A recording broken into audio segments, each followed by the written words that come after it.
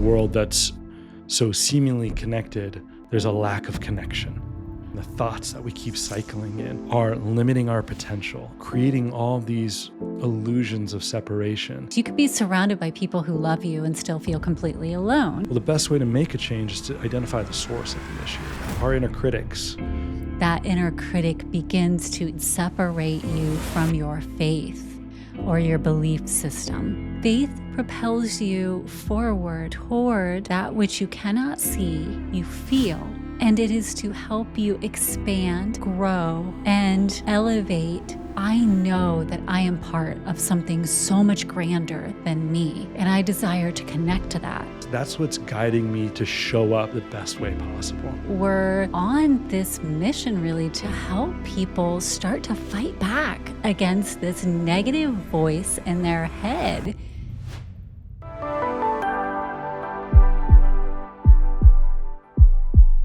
We've been doing this huge push around silence your inner critic because it's something we are incredibly passionate about. We're on this mission really to help people start to fight back against this negative voice in their head. And it is a heart leader movement because our hearts are so silenced by that negative droning that occurs, that it doesn't make space for our hearts to even speak up and have a voice so often. And so we've, over the course of the past month, been talking a lot about what is in Silence Your Inner Critic. And recently we had a discussion around how that inner critic begins to even separate you from your faith or your belief system. And that really struck a chord with some people. And I want to dive into it and answer why we, as our parent organization, the Heart Leader podcast is brought forward by Suivera, which is an all faiths organization where we use love as the common language to kind of bring us all together. Love unites all of us through that energy. And the question really is, so what does silencing your inner critic have to do with faith? And we say everything. And when we explained it, everyone was like, oh, so I think we need to do that here too, because that does then ignite the heart and bring heart leaders forward to create that space for our hearts to communicate with our minds. When we talked about it, what were some of the key things that you were like, yes, this we need to talk about. This we need to talk about on the podcast? Number one is separation. Now more than ever, the statistics around loneliness and separation, division, these are things, stress, anxiety, fear, in a world that's so seemingly connected, there's a lack of connection. Yeah. Right. And so that's a big issue right now. And I feel like this illusion of separation is a massive part of what's creating this feeling of alone. It's just, yeah. I mean, I'm just, when I'm looking through kind of on articles on a day-to-day basis, I'm just shocked by the statistics around loneliness and how people just of all ages are feeling lonely. And it's just, it's just, it hurts my heart. It's really sad. And so I feel like the inner critic is a massive part of that. I haven't really heard a lot of people talking about how, like they say, okay, here's a problem, but they don't really provide a source. Like, well, what occurred? Maybe they share some potential solutions, but they're a little bit weak and light, from my opinion. They're not really, well, how do I make a change? Well, the best way to make a change is to identify the source of the issue. And I feel that our inner critics are a huge aspect of the source of this issue. When we start to understand how our negative brain bias and the thoughts that we keep cycling in are limiting our potential, and they're creating all these illusions of separation, stemming from, starting from within, Yeah. right? It's almost like pulling us away from our authentic selves and who we are because we feel we're not good enough. We feel we're not worthy. Yeah. We feel lost. We feel uncertain. We feel fear. Did you know that 98% of the average person's thoughts are negative? Have you ever felt that way? That you are trapped in a cycle of negative thoughts that you just cannot escape from? It can feel like a complete uphill battle. And that's why I wrote Silence Your Inner Critic. This book is a way to begin to chip away at those negative thoughts, to find your way through that negative brain bias that can make you feel like there is no winning. You can take steps proactively to begin to reprogram those negative thoughts in a fun way, in an adventure that is heroic. This book has an epic quest that's a superhero adventure between your villainous inner critic and your inner hero that is your inner champion. It's fun, interactive, and I will be your gal in the chair all the way along. So, if you're ready to embark on this epic journey and chip away at that 98%, then head on over to silenceyourinnercritic.com, place your order, and begin to receive all of the bonus content that you'll get for being one of the early adopters. Again, that's silenceyourinnercritic.com. Place your order and begin to receive tons of fun and engaging content to get you started on your epic journey today. And when we feel fear, it's really challenging, if not impossible, to then connect with that love that then binds us to faith, to connection with each other, Mhm. which of course then is going to spawn that loneliness. You could be surrounded by people who love you and still feel completely alone Yeah. in that capacity, which is crazy to think of, but exactly where that inner critic wants you, right? Because it's the only way it can keep you imprisoned in your thoughts and Mhm. keep you from that heart. Yeah. That really is what drives us forward. So it's crazy to think about, but it's the reality of what's happening in so many ways. And to me, that's why it interconnects so much with faith. Because for so many faiths, and outside of it being religion, right? Religion is what gives us the amazing traditions and the different parameters, if you will, to get inward to that faith. It's phenomenal for that. But the faith is what we utilize to connect to whatever it is that is bigger than ourselves, that includes me, but includes more than me, right?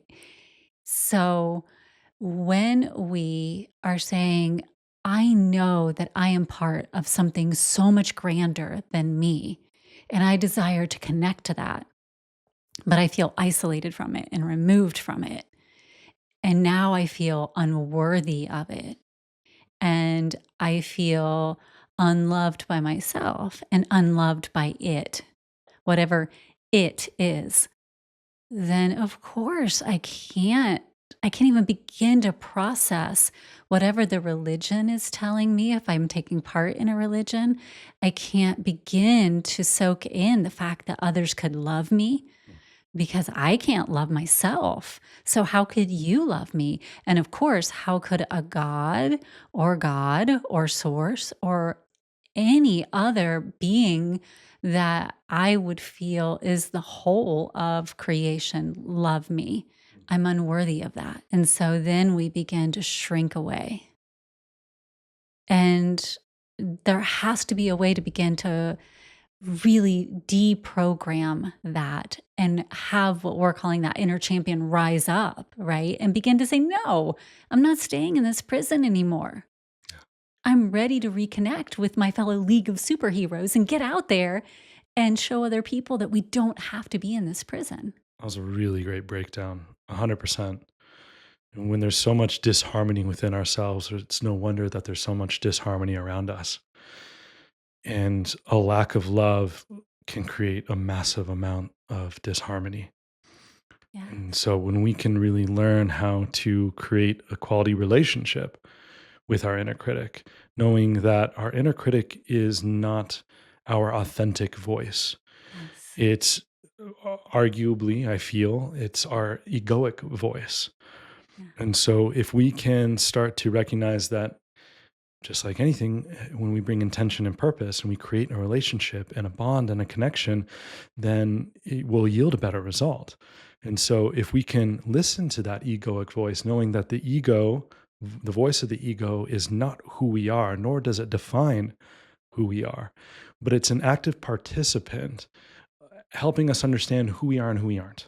Yes. It's a barometer, right? And so, and it's easy to let, our brain bias, our negative brain bias, to take over and then let it control, and then it feels like it's completely defining us.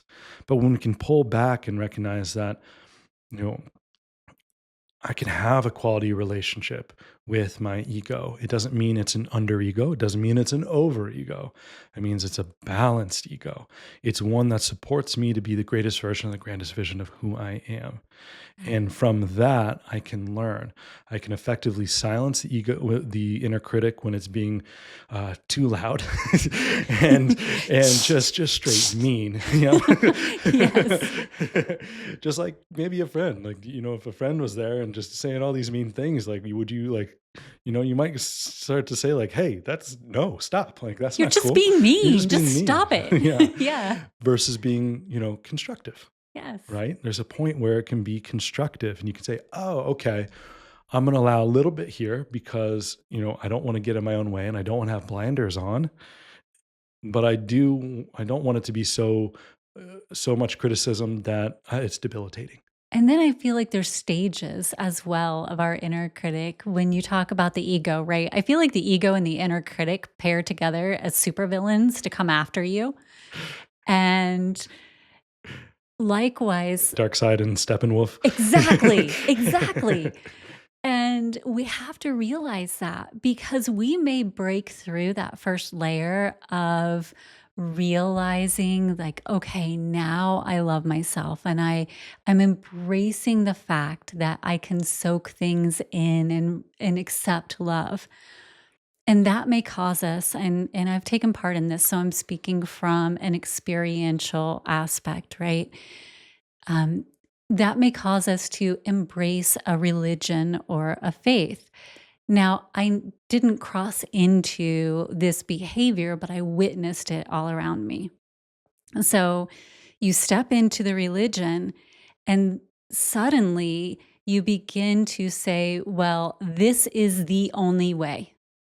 And therefore, anyone who isn't this way is the villain. Mm, That's your ego combined with your inner critic beginning to talk. And that's almost like as if Superman and Batman are fighting, right? Would you anticipate two superheroes if it's truly your inner champion rising and you're truly accepting in all of this love from pure unconditional love, from source, from that which you know is the most loving and pure, that it would say, it's only for you. mm, I would say that that is your ego saying only you are worthy of drinking from this beautiful source and no others.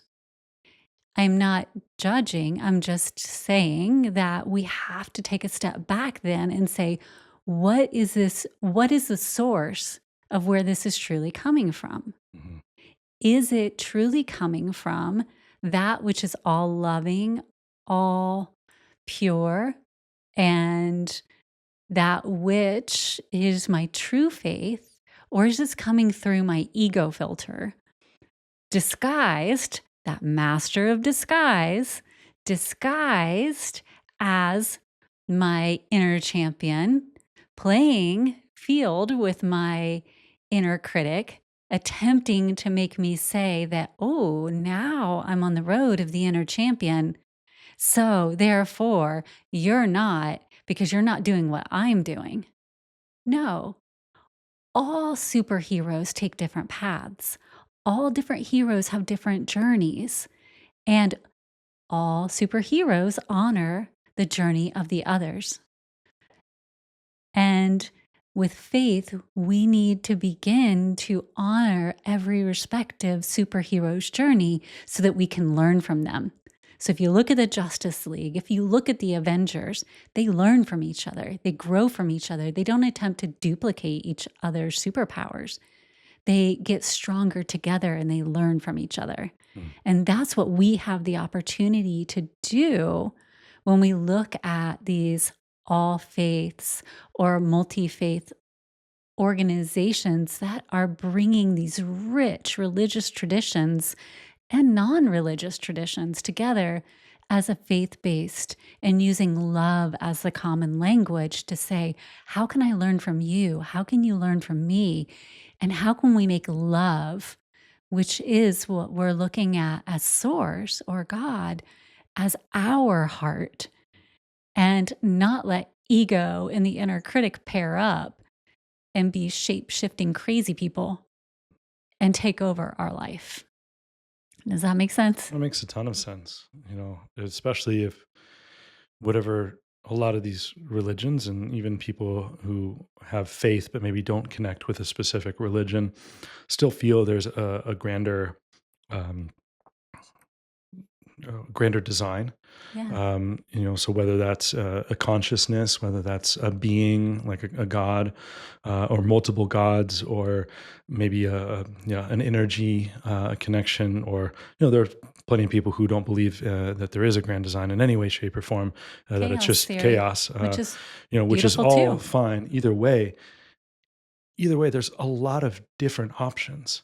Mhm. And so, what an egoic human approach to view it that it's only one way, when there are clearly a multitude of ways that we can't even comprehend. I mean, look at life on planet Earth. All the life isn't just human. There are I mean, look, what's an octopus? That's crazy. It's It's beautiful. beautiful, but that's like a crazy thing. That looks nothing like a human. It acts nothing like a human, but it's one of the most intelligent species on this planet. Yeah. And you wouldn't know. It doesn't have any bones, so we don't know how long they've been here for.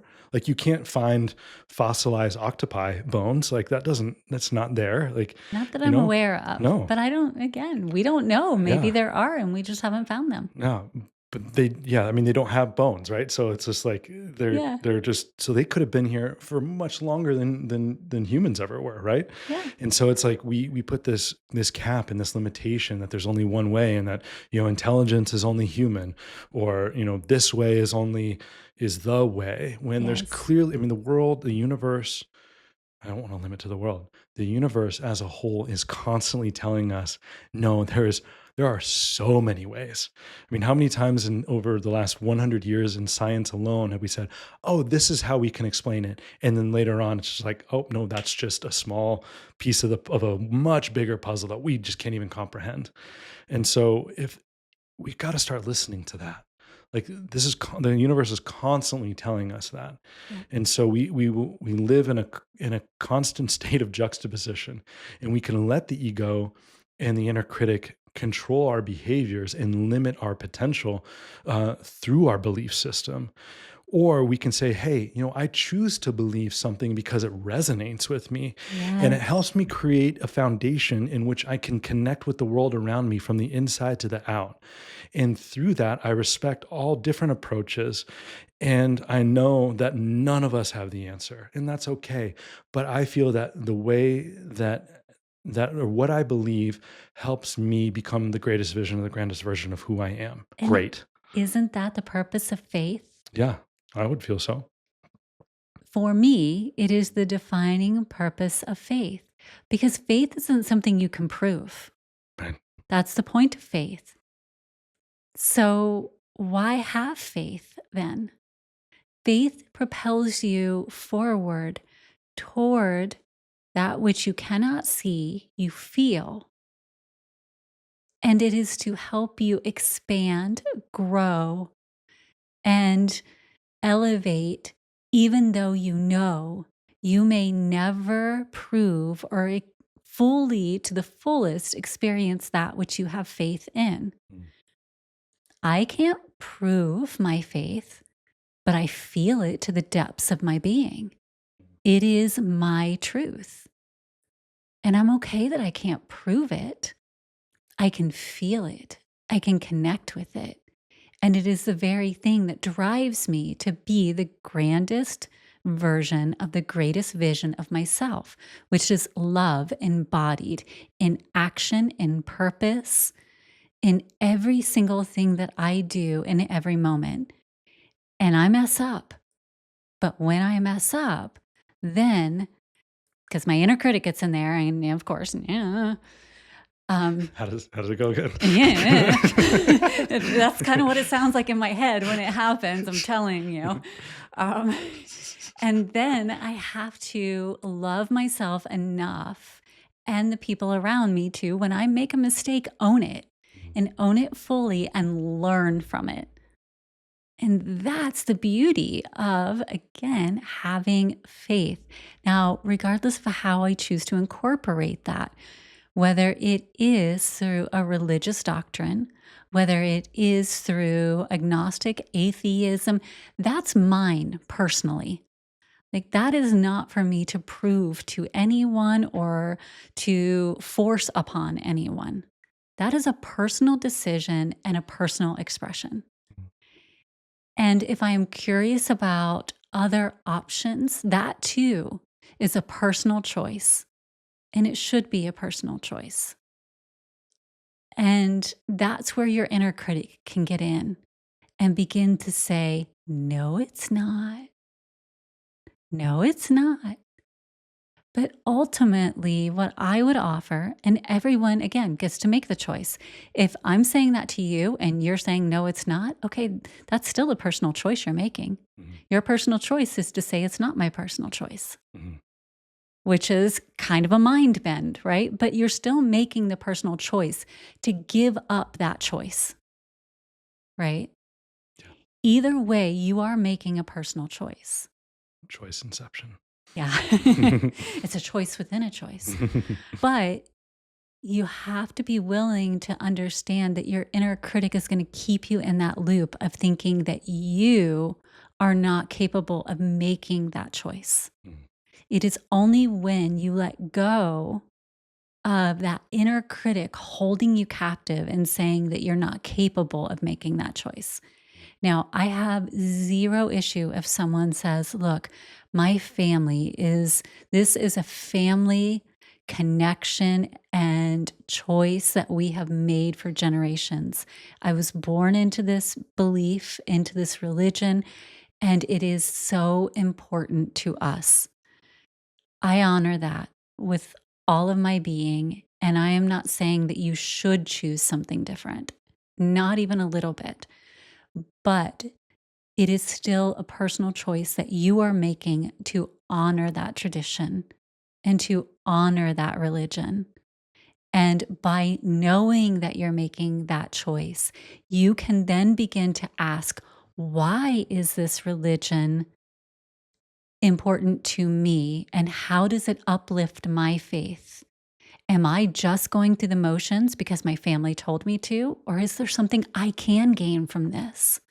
Is there a deeper connection that can support my personal faith and my personal upliftment to help make me the grandest version of the greatest vision of myself? And then it becomes something that is part of you versus something that is just in the motions. Does that make sense? Absolutely, it does. Yeah. It's Yeah. an interesting thing we navigate, right? There's so much nuance to this, and I think that's one of the things that also fuels the inner critic. And when we can start viewing things from an and perspective instead of an or perspective, that can help us get out of our own way in regards to nuance and not let nuance feed our inner critic into determining a specific way. Mhm. Nuance is important. It is what creates uniqueness. There's a power in nuance, in detail.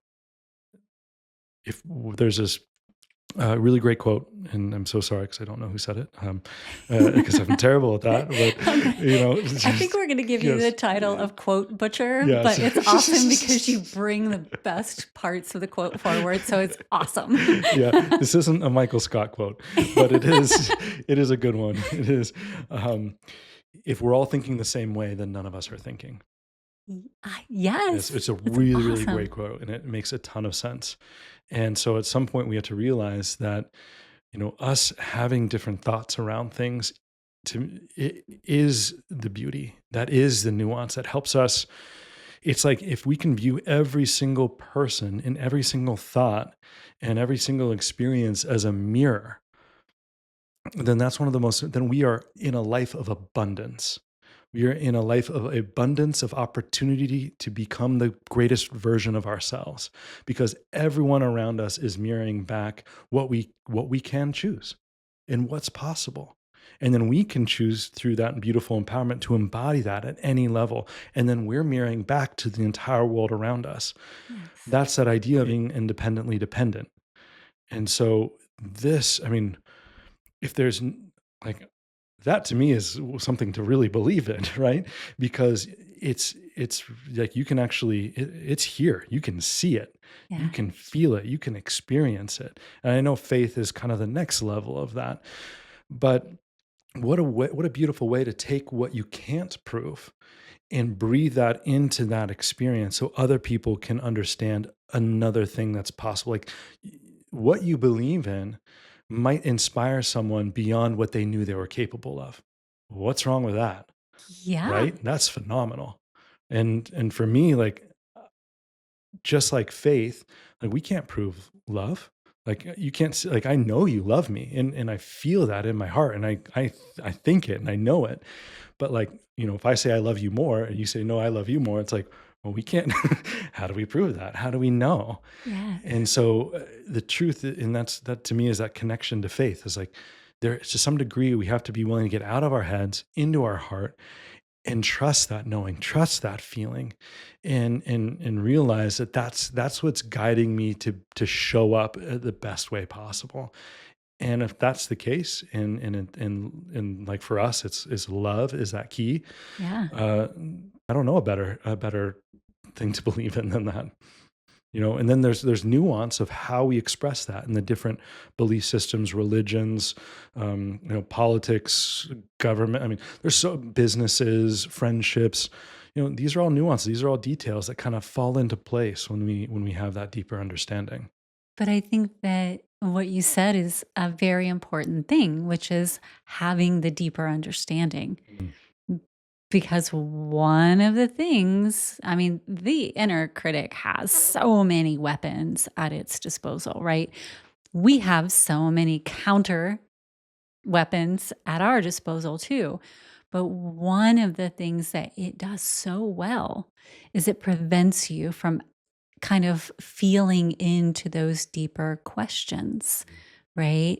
It tells us you don't have time. Don't feel into that. Don't ask yourself these questions. Like, why do you need to ask yourself those questions? But those questions that you just really brought up about how do I know that someone loves me? Well, that's a very profound question, right? And then you have to sit with that and feel into it. Like, well, there is no way that I can prove it, but I feel it to the very core of my soul. mhm, Like, I feel it. And so, if I can't prove that the person that I know, that I feel to the very depths of my soul loves me, then what else in this world am I not able to prove, but I just know it? And so then things start to unravel, or you just begin to ask yourself a lot of these questions, these hard-hitting questions that maybe you've never sat with. Like, why do I believe what I believe? Mm, And what do I stand for in this world? Do I know what my core values are? And you really begin to understand who you are as the superhero that you desire to show up in life, right? But your inner critic doesn't want you to embrace that part of yourself because then you don't feel small anymore. mhm, And I want to show up every day as love. Like my superpower, and I think everyone's superpower really is love, right? Our greatest superpower is love. And if we simply asked ourselves every day, how can I show up the most loving way possible every day? What would love do? That's kind of the thing we ask ourselves every day. What would love do? And then we move forward from that power stance. And every action we take is in alignment with that superpower. Then the inner critic doesn't stand a chance because we're coming from that heart power and it begins to silence those thoughts. And that inner critic knows that. So it does everything it can to keep you from asking those powerful questions. mhm. So attack, countermeasure, and it squashes it. Nailed it. Nailed it. So, if you are ready to begin to silence your inner critic and allow your inner champion to rise, we are on the final countdown for Silence Your Inner Critic. Then that means it is the final opportunity to get all of the pre order bonuses that come along with this amazing purchase. That also includes a special invite to our Silence Your Inner Critic launch party that is happening on March 28th, 2025. You can attend virtually or in person. You'll get all kinds of amazing details about that on the silenceyourinnercritic.com purchase page. So head on over silenceyourinnercritic.com and take advantage of all of the bonuses and all of the amazing gifts that you'll get by taking advantage of the pre order. And don't forget, we have so much great content right here on the Heart Leader podcast. So once you order your book, come on back and check out everything we have to offer.